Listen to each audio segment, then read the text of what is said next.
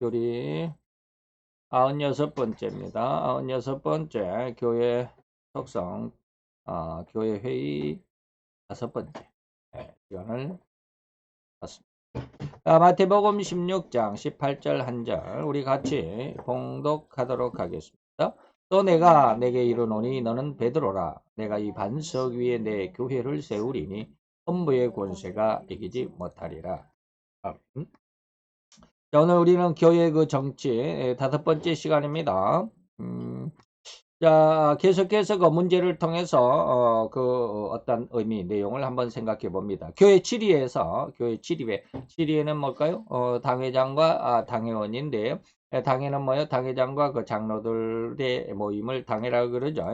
바로 거기에 질의회에서 권징하는, 권면하고 징계하는 권한을 행사하는 목적이 뭘까? 6번째 구절입니다. 디도서 2장 12, 15절까지 우리를 양육하시되 경고치 않은 것과 이 세상 정욕을 다 버리고 근신함과 의로움과 경건함으로 이 세상에 살고 복스러운 소망과 우리의 크신 하나님 구주 예수 그리스도의 영광이 나타나심을 기다리게 하셨으니 그가 우리를 대신하여 자신을 주심은 모든 불법에서 우리를 구속하시고 우리를 깨끗하게 하사 선한 일에 열심하는 친백성이 되게 하려 하십니다.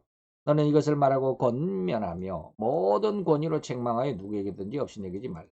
자, 이것을 권면하라. 말하고 권면하라. 뭘 말하고? 하나님의 진리의 말씀이 이렇게 됐다라고 하는 것이죠. 자, 이제 오늘 우리는 이 구절을 잘못 오해함으로 인해서 기독교인들이 이 세상에 살아가는 목적 중에 하나인 윤리적인 것, 그래서 이것을 기독교 윤리라고 해서 오직 이 세상에 대해 선함으로 기독교 교인다운 성도다운 삶을 살아야 한다라고 하는 이렇게 선함으로만 살아가야 한다라고 강조하는 이런 형편, 그러니까 부인할 수가 없죠. 그래서 저도 예전에는 청년 때는 이런 말을 많이 들었죠. 성도다운 삶이 무엇이냐, 성도다운 삶에 대해서 많이 배웠습니다. 근데 우리는 그 성도다운 삶도 너무 중요합니다. 근데 오늘 우리 더 중요한 것이 뭐다? 우리 마음 중심이다. 오늘 오전에 우리가 그런 내용들을 배웠죠. 외형적인 모습도 중요하긴 뭐 하죠. 지저분하게 그냥 허술하게 그리고 아주 너저분하게 옷을 입는 것보다도 정갈하고 깔끔하게 입는 것이 좋겠죠. 그러나 그렇게 입으려면 뭐나 그 마음속에 중심이 그만큼 성숙해 있어야 된다 이 말이죠. 껍데기만 그래 가지고는 안 되죠.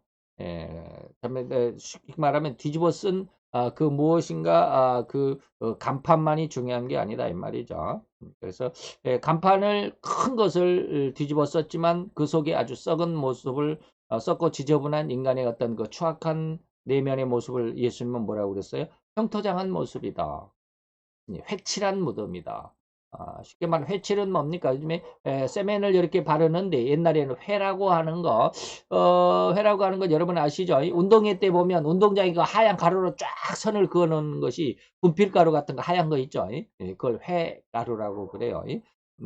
그것을 물에다가 개어가지고 물에다 이겨가지고 이렇게 벽에다 바르면 하얗게 깨끗하게 페인트 칠하는 것 같이 이렇게 아주 깨끗하게 되죠. 이걸 회칠한다라고 하는 것인데요. 무덤에다가 아무리 이렇게 회칠을 해놔도 무덤 속에는 뭐야? 썩은 시체만 득실거리고 썩은 그 시체 파먹는 구더기만 득실거리는 이런 모습. 그러니까 속에는 아주 지저분하고 더러운 인격을 가지고 있으면서 외형으로만 아주 예쁘게 아주 휘황찬란하게 그리고 어떤 큰 명예를 뒤집어 쓴 그런 모습을 말하는 것이죠. 오늘 꼭 이것이 오늘날 이 정부의 그 어떤 장관들의 모습, 대통령의 모습 이런 것과 너무나도 비슷하다라고 말할 수밖에 없겠죠.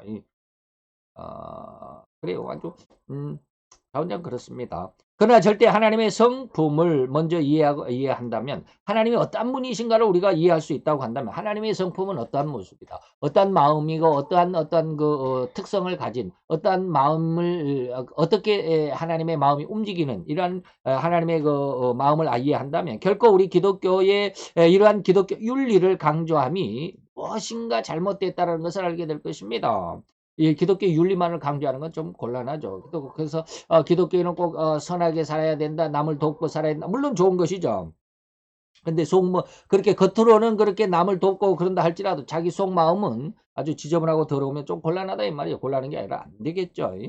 그래서 오늘 하나님은 우리가 오전에도 봤듯이 하나님은 뭐 한다? 그 마음을 보신다. 그 중심을 보신다라고 하는 것입니다. 곧 하나님의 성품을 먼저 이해해야만 한다라는 것이 바로 이것입니다. 하나님은 결코 그의 자녀들을 이 세상에 대해서 죄악된 성품을 그대로 간직해도 된다고 하신 적이 없습니다. 다시 말하면 우리 속마음을 그대로 죄악에 더러운 그것을 그냥 감춰놓고 겉모습으로만 기독교인답게 성도답게 교인답게 이렇게 살아가고 남에게 선을 베푸는 것처럼 남에게 그냥 뭐 좋은 모습인 것처럼 그렇게 나타나는 그렇게 사는 것이 성도다라고 말한 적이 없다라고 하는 겁니다. 절대 우리는 그걸 기억해야 합니다. 그런데 우리는 그렇게밖에 못 살아가죠. 레위기서 11장 45절입니다. 난 너희 하나님이 되려고 너희를 애굽 땅에서 인도하여 낸 여호와다. 그래서 내가 거룩하니 너희도 뭐 하라? 거룩해져야 돼. 베드로전서 1장 16절에 기록하였을 때 내가 거룩하니 너희도 거룩할지어다. 똑같은 말이죠. 구약의 레위기서 11장 45절을 베드로가 인용한 것입니다. 마태오 5장 48절에도 그러므로 하늘에 계신 너희 아버지의 온전하심과 같이 너희도 온전하라. 이건 예수님께서 우리에게 말씀하신 것이죠. 곧 하나님 아버지의 거룩하심과 온전하심에는 결코 허리만큼의 죄나 어떤 그늘이 없음을 우리는 먼저 기억해야만 합니다. 그래서 고린도후서 6장 15절에 보니까 그리스도와 벨리아는 우상이죠. 그러니까 하나님과 우상이 어찌 조화를 이룰 수 있겠냐, 어찌 양쪽에 딱 가둘 수 있겠냐. 근데 오늘 세상 사람은 뭡니까? 예수도 믿고 부처도 믿고 뭐 마호메도 믿고 뭐 이것저것 다 믿고 좋은 것은 다 우리가 믿는다. 예. 그래서 그것이 좋은 줄로만 생각을 해요. 그게 참 인간의 생각으로서는 마음이 굉장히 그냥 이렇게 확 튄 사람 같잖아요. 뭐 이것도 좋고 저것도 좋고 뭐 좋은 것은 다 좋은 것이니까라고 하면 야, 참 열린 사람이다, 깨인 사람이다라고 이렇게 생각할지 모르지만 이게 뭐예요? 혼잡이라는 겁니다. 바벨입니다. 바벨 혼잡이에요. 오늘날 시대가 바로 그렇습니다. 혼잡입니다. 무엇이 좋은지 모르고 무엇이 옳은 것인지를 몰라요. 그래서 그저 그냥 눈에 보이고 자기 그 순간이 좋은 것만 있으면 그 순간대로 합니다. 이번에 비서실장도 국정감사에 나와가지고 8.15 정광훈 목사님 집회에 16명인가 그 확진됐다고. 왜 그 다음날 어떻게 확진이 나오는지 도대체 이해가 안 돼요. 예. 어떻게 오늘 8.15 그때 저기 광화문 집회 가가지고 그 다음날 확진이 됩니까? 2주 후에 잠복기가 2주가 되는데 어떻게 그 다음날 확진이 되냐고. 그런데 그것을 갖다가 이번에 비서실장이라는 사람이 국정감사에 나와가지고 뭐라 그래? 살인자다. 살인자다. 하지 말라고 그랬는데 그렇게 모여가지고 코로나를 그렇게 저기 뭡니까 이렇게 전염시켰기 때문에 살인자다. 그러면 문재인 대통령은 살인자가 아니란가? 왜 중국 사람들 중국에서 코로나가 발원이 중국이라고 그랬으면 중국인들을 막았어야지. 다른 나라는 다 중국인들 저 입국 금지를 시켰는데 중국조차도 우리 한국 사람들은 입국 금지를 시키는데 우리는 그렇지도 않고 있었으니까. 그러면 문 대통령은 살인자의 주범인가?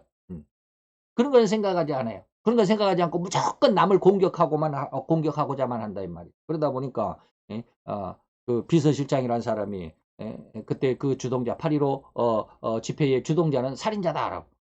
그래놓고 엊그저께는 또 그 똑같은 국정감사에서 그런 말을 당신이 했지 않나 그렇게 나 그렇게 그런 말 한 적 없다. 엊그저께 한 말도 자기가 기억을 못하는 그런 사람이 비서실장이다. 대통령을 보조하는 최고의 사람이 그런 말을 하더라. 다시 말하면 그리스도와 벨리알이 어찌 조화될 수가 없다.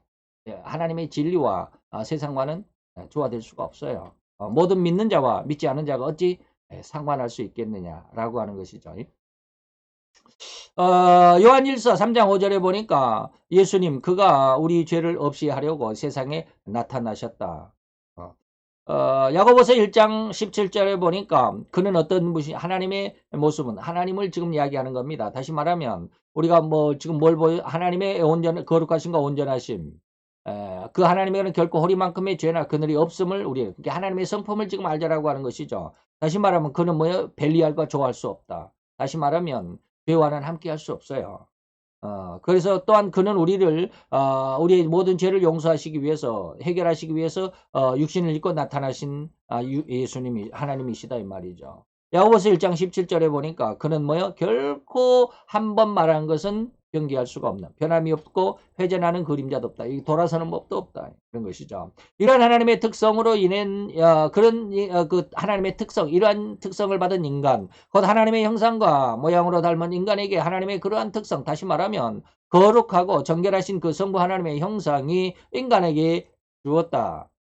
인간에게 주어졌다. 이것이 바로 우리 인간의 모습, 본연의 모습이라고 우리가 이해할 수 있어야 되겠죠. 그러면 이제 인간도 또한 그렇게 죄와는 결코 상관할 수 없는 거룩하고 정결한 신앙으로 성장해야만 한다는 것이 바로 그것이 하나님의 의도입니다. 세상의 어떠한 모습 속에서도 세상 어떠한 더 큰 죄악이 아주 그냥 만연한다 할지라도 그 속에서도 너 자신을 지켜가라. 너 자신을 지켜가라. 하나님이 바로 그런 것을 우리에게 요구하신 거예요. 지금 이 세상이 그렇게 흉악한데 그 속에서 네가 하나님을 진짜 하나님을 네 마음과 온 정과 열성을 다해서 정과 뭐라고 그럽니까? 정성과 열심, 마음을 다하여 정성을 다하여 주 너의 하나님을 사랑하라라고 하신 그 말씀대로 너희들이 사는지 그 여부를 알고 싶다라고 하신 게 하나님의 의도예요. 바로 이것입니다. 그래서 세상이 이렇게 흉악한 것을 그대로 내버려 두셨습니다. 왜 그러셨을까? 하나님이 죄악을 그렇게 세상에 득세하도록 놔뒀습니까? 아니에요. 그것은 사단이 그렇게 세상을 득세하게 되어 있습니다. 그런 그 속에서도 하나님은 하나님의 자녀를 선택하셔서 그들을 훈련시키십니다. 다시 말하면 사단이 그 죄악이 득세한 것을 쉽게 말하면 불가마로 우리가 비유를 한다면 그 속에 성도는 그 속에서 당금질을 하는 그래서 아주 강한 강철이 되어서 복음이 될 수 있는 그러한 그 당금질하는 쇠나 칼과 같다라고 하는 것이죠. 그래서 세상 속에서 우리는 이러한 흉악한 세상 속에서도 우리 자신을 결코 거기에 세상으로 내버리지 않고 내 자신을 지켜 중심을 잡고 있어야 된다. 이것이 뭡니까? 죄와는 결코 상관이 없는 거룩한 또한 정결한 신앙으로 붙잡아 가고 있는 우리들이 돼야 된다. 그러한 거룩함과 정결함으로 성장하고 나아가게 하시기 위하여 그 길을 먼저 성자이신 예수님께서 친히 인간의 죄악으로 말미암아 잃어버린 그 하나님의 거룩함과 정결함 특성을 다시 시켜 주시기를 위해서 십자가에 먼저 죽으셨고 그리고 그 길을 우리에게 열어 주셨다라고 성경은 기록하고 있습니다. 그래서 히브리서 10장 19절 20절에 쭉 보면 예수의 피를 힘입어서 예수의 십자가 죽으심 그 대속의 은혜를 우리가 발판을 삼아서 우리는 새롭고 산 길인 휘장 안으로 예수님의 육체 다시 말하면 예수님이 우리를 위해 십자가에 죽으신 그 대속의 그 은혜로 인해서 이 말이죠. 그래서 우리가 그렇게 성장해 간다 이 말이죠. 이제 성도는 이렇게 거룩함과 정결함 곧 하나님을 만날 수 있는 근본인 이 거룩함과 정결함으로 나아가는 길을 얻게 되었다. 누구로 인해서? 예수의 피로 인해서 이 말이죠. 이 길을 또한 인간 홀로 애타게 혹은 피 튀기는 그런 투쟁을 하면서 가는 길이 아니라 성령 하나님의 도우심, 곧 역사하심으로 인해서 신앙의 극으로 최고의 정점으로 인도받게 된다는 것이다. 늘 말하는 이게 영성인이 되어가는 길이죠. 그래서 16장 13, 14절에 뭡니까? 성령이 하시는 일을 예수님께서 이렇게 이야기합니다. 진리의 성령이 오셔서 그가 성령 자신의 어떤 뜻대로 하는 것이 아니라 그가 내 영광, 다시 말해 예수님의 영광, 십자가에서 죽으시고 거기에서 하나님의 모든 비밀을 알려주신 그 영광을 성령 하나님께서 나타내신다. 누구의 기준을 삼아서? 예수의 십자가의 기준을 삼아서. 그래서 예수님의 것을 가지고 너희에게 알리겠다. 알려주시는 것은 뭐예요? 성령이 우리로 깨닫게 하시겠다라는 것이죠. 우리는 예수님의 그 말을 제대로 이해를 못해요. 성령의 역사가 없으면 그것을 깨닫기가 그렇게 쉽지만은 않다 이겁니다. 그래서 이렇듯 성령 하나님은 예수님의 육신으로 오셔서 인간 세상을 구원의 길로 정결함과 거룩함의 길을 열어 두었는데 그 길로 나아가는 그 과정, 그 길로 성장하는 것을 성령 하나님께서 담당하신다. 이제 그 길에서 성령 하나님은 우리 성도들의 심성의 역사하심으로 하나님의 원하시는 신앙으로 성장하게 하시나니 이것이 바로 영성인의 결과로 극이다라고 아까 말씀드렸던 그런 내용이죠. 신앙의 극점, 영성인이죠. 그래서 성령 하나님이 이 세상에 오심으로 성도들을 다시 책망하실 사역이 있는데 그것을 우리는 3대 책망이다라고 제가 여러분들에게 말씀을 드렸습니다. 죄에 대해서 의에 대해서 심판에 대해서 책망하신다. 요한복음 16장 7절 8절이 바로 그것입니다.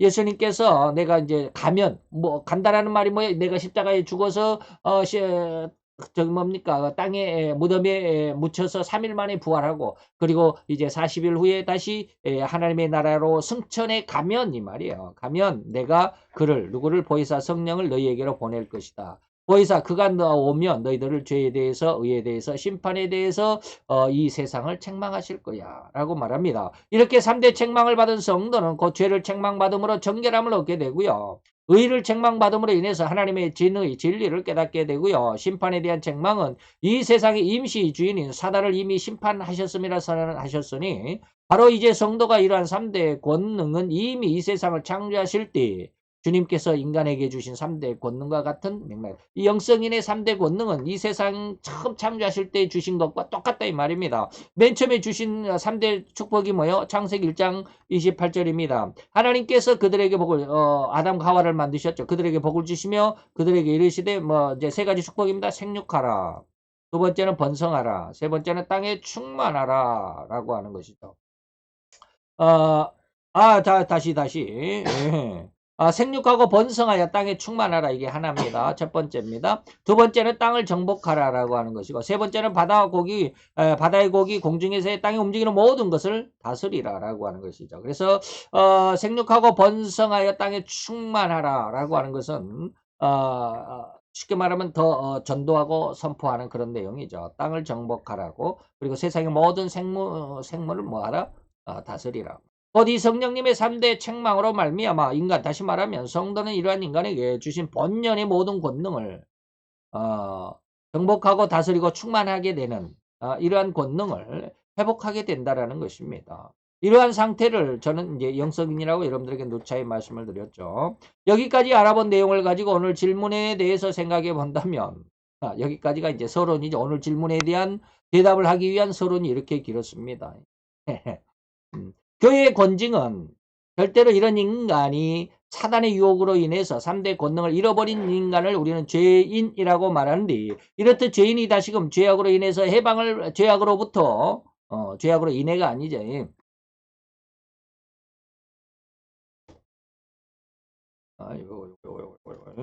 죄악으로부터 해방을 얻을 수 있는 길을 얻기 위한 것이라고 할 수 있습니다. 곧 이렇듯 죄악으로만 살아가는 인간의 습성에서 성령의 인도하심으로 인해서 우리가 신앙의 훈련을 받고 또 그 하나님이 원하시는 거룩함과 정결함으로 성장해가는 이 과정에 있어서 이런 죄악으로부터 거룩함으로 구별되고자 하는 과정에 있어야만 하는 이것이 뭐다? 신앙의 훈련이다라고 하는 것이다. 그래서 이 훈련은 연속적이고 반복적이고 계속 되어져야 된다라고 하는 것. 그래서 여러분들에게 늘상 말씀드리는 것이죠. 이렇게 하여 결론적인 단계가 바로 이 영성인의 상태인데 오늘 질문으로 제시한 그 모습 그대로 열매를 맺고자 합니다. 어떤 모습을? 우리를 양육하시되 우리를 양육하시는 모든 불법의 우리를 구속하시고 우리를 깨끗하게 하사 선한 일에 열심히 있는 친백성이 되게 하시려고 하시는데 이거 성령님이 우리를 이렇게 하시는데 우리 어떻게 하려고? 경건치 않은 것과 이 세상 정욕을 다 버리고 근신함과 의로움과 경건한 우리 세상에 살아갈 수 있도록 또 하나는 복스러운 소망과 우리의 크신 하나님 구주 예수 그리스도의 영광이 나타나심을 기다리게 하는 그런 소망을 갖는 성도가 되게 하고 그가 우리를 대신하여 주신 자신을 주신 이 모든 불법에서 우리를 구속받는 구속을 기다리는 그러한 우리 성도들이 되기를 원하신다 말입니다. 이제 다섯 번째 문제입니다. 마지막입니다. 사도행전 6장 1절로 4절까지 집사들의 주된 임무에 대해서 말씀하고 있습니다. 뭡니까? 쭉 읽어보면 공계를 일삼는 것이 우리 사도들은 공계를 다시 말해 성도들을 이렇게 쉽게 말하면 뭡니까? 이 후원이 아니죠. 양육이란 말이 좀 여기서는 적합치가 않는데 성도들을 이렇게 보호하고 케어 요즘에는 이제 케어라는 말을 많이 쓰는데 공계를 입사하는 것 케어하는 것 이 말이죠. 사도들이 거기에 너무 힘쓰면 안 된다. 왜? 하나님과의 관계 속에서 하나님의 뜻을 알아내야 되고 하나님의 뜻을 또한 성도들에게 알려줘야 하는 그러한 입장 그러한 사명이 바로 사도들이 담당해야 할 사역인데 성도들만 케어한다면 좀 저렇게 하나님과의 관계가 좀 부실해진다 이런 뜻이죠. 그래서 이러한 일 성도들을 공계를 입사하는 것은 집사들에게 맡기겠다라고 하는 것입니다. 그래서 우리가 이 공개하는 일을 저희에게 맡기겠다라고 하는 것이죠. 이것이 바로 집사입니다. 집사들의 주된 임무는 교회 내의 성도들 간의 모든 일들, 곧 우리가 흔히 말하는 민원이라고 말하는데 교회에서는 민원이란 말을 안 쓰죠. 예, 뭐, 이런 자잘구레한 일들, 큰 일들까지라도. 그래서 쉽게 이야기하면 민원이라고 할 수 있는 무엇인가를 내가 불만이 있어서 그것을 해결하고자 하는 내 마음의 하소연을 민원이라고 그러죠. 그 민원이라고 할 수 있는 모든 일들을 수집하고 처리하는 일을 담당하는 것이 누구다? 집사다. 즉 성도들 간의 이러저러한 문제, 또 삶이나 생활하는 데 있어서 그 여러 가지 문제들 이것을 오늘날 교회 교역자들에게 또한 뭐하는 보고하고 같이 일을 해결하는 방법 그것을 찾아내고자 하는 이러한 일들. 이러한 보고를 받은 교역자들은 또한 사도와 같은 임무를 맡은 담임 목사에게 보고를 하고 교역자는 저들은 저들의 정상적인 삶과 생활을 할 수 있도록 말씀과 성경으로 목회를 진행시켜 가는 것이죠. 그래서 집사들의 이제 그 A라는 성도로 이런 문제가 있습니다라고 보고를 하면 또 담임 목사는 거기에 대해서 기도하고 같이 또 말씀으로 힘을 북돋아주고 물론 이런 일들은 물론 그 부교육자들이 합니다만은 집사들이 그런 일을 하는 것입니다. 자, 이러한 내용들이 유기적으로 잘 이렇게 뭡니까? 기어의 이빨이 잘 맞아서 부드럽게 잘 넘어가는 것처럼 이 말이죠. 유기적으로 잘 운영되는 곳이 바로 교회여야만 합니다. 바로 이러한 기본적인 교회 안에서 일어나는 자질구레한 일들까지 찾아내면서 교역자들과 함께 협동하는 직무를 갖는 것이 누구다? 집사다라고 하는 것이다. 집사들의 주된 임무가 바로 이러한 것입니다. 그래서 공개를 입사하는 일은 누가 한다? 집사들에게 맡기자라고 사도행전 6장에서 사도 바울이 그렇게 이야기를 합니다. 자, 오늘 우리는 이 교회의 어떤 모습 안에서 이런 내용들을 거의 모든 것을 다 마쳤습니다. 이제 다음 시간에는 이제 말씀 내 그 성례에 대해서 성례의 그 모습으로 우리가 진행해 나가도록 하겠습니다. 기도합시다. 할렐루야. 주님 여호와여, 주께 감사를 드리나이다. 주의 영광 앞에서 가장 아름답고 귀한 은혜의 역사를 이루어가는 저들의 모습이 되었나이다. 이제 주님 함께 하셔서 우리로 인하여서 더 아름답고 귀한 내 하나님의 영광을 이루어가는데 우리 신앙의 하나의 또 하나의 기틀을 마련하며 또 하나의 디딤돌을 마련한 이 시간인 줄로 믿습니다. 이 교류를 통해서 우리가 우리 신앙으로 더욱더 굳세져가며 더욱더 튼튼해져가는 기틀이 되게 하시고 또 담장이 되게 하셔서 결코 아버지여 바람이나 또 홍수가 난다 할지라도 그리고 또한 하늘에서 비가 내린다 할지라도 그 어떤 어려운 시험과 환란 속에서라도 든든히 내 신앙의 뿌리를 내릴 수 있고 내 신앙의 집을 지켜갈 수 있는 굳건하고 튼튼한 귀한 믿음으로 성장케 하여 주옵소서. 예수 그리스도의 이름으로 감사와 기도드렸사옵나이다.